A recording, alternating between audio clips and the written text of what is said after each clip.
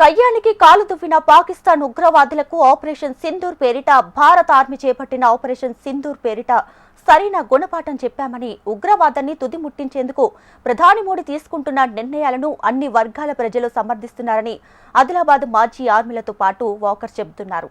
గతంలో ఆర్మీలో పనిచేసి రిటైర్మెంట్ పొందామని ప్రస్తుతం తరుణంలో మళ్లీ దేశ సేవ కోసం పిలుపు వస్తే ఆర్మీలో చేరేందుకు సిద్ధంగా ఉన్నామంటున్నారు ఆదిలాబాద్ ఆర్మీ జవాన్లు. ఆపరేషన్ సింధూర్ను స్వాగతిస్తున్నట్లు పేర్కొంటున్న రిటైర్డ్ ఆర్మీ జవాన్లతో మరింత సమాచారం మా ప్రతినిధి శ్రీనివాస్ అందిస్తారు.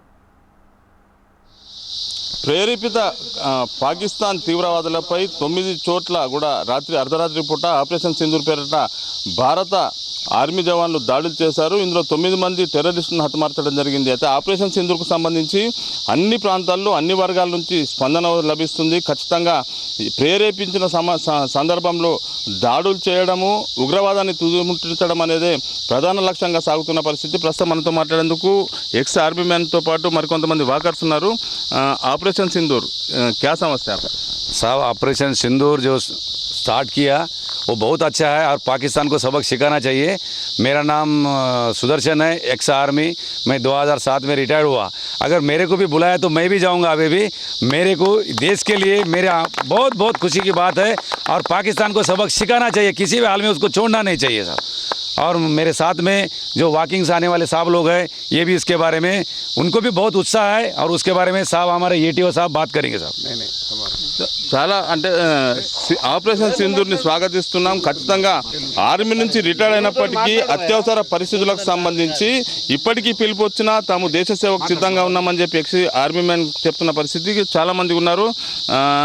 కైసా సమస్య తీసుకుంటే ఏమనుకుంటున్నారు? ఉగ్రవాదులు కయ్యానికి కాలు దువ్వుతున్న పరిస్థితి, మనం కూడా సరైన రీతిలో సమాధానం చెప్తున్నాం. ఎట్లా అంటారు? సమాధానం చెప్పుడే సార్. ఎందుకంటే మొన్న జరిగిన సంఘటన బాగా ఘోరమైన సంఘటన కాబట్టి మనం కంపల్సరీ దానికి మనం జవాబు ఇచ్చుడే. ఇది దానికి మేము అందరం సపోర్ట్ సార్. ఆపరేషన్ సింధూర్ని స్వాగతిస్తున్నాము. అన్ని వర్గాల ప్రజలు, పార్టీలు కానీ లేదా ఇతర వాటి అన్నింటినీ కూడా పక్కన పెట్టేసి దేశం కోసం మాత్రమే తాము ఇది చేస్తామంటున్నారు. ఏమంటారు మీరు? భారతదేశం మీద పాకిస్తాన్ ఉగ్రవాదులని పంపిస్తూనే ఉన్నది. అది ఆపుడు లేక ఇప్పుడు 3 యుద్ధాల్లో ఓడిపోయినా కానీ దానికి ఇంకా బుద్ధి రాలేదు. కాబట్టి మనం దీనికి గట్టి సమాధానం చెప్పనే పడుతుంది. వాళ్ళు ఎక్కడున్న ఉగ్రవాదులు ఎక్కడున్నా ఎతికి పట్టుకొని వాళ్ళని చంపాల్సిందే. ఆ విధంగా మన సైన్యం అట్లా ముందుకు పోతున్నది ధైర్యంతో. వారికి మా దేశం మొత్తం మనమందరం కూడా అండగా ఉండబడుతుంది. జై భారత్. మొత్తంగా ఆపరేషన్ సింధూర్ని స్వాగతిస్తున్నాం.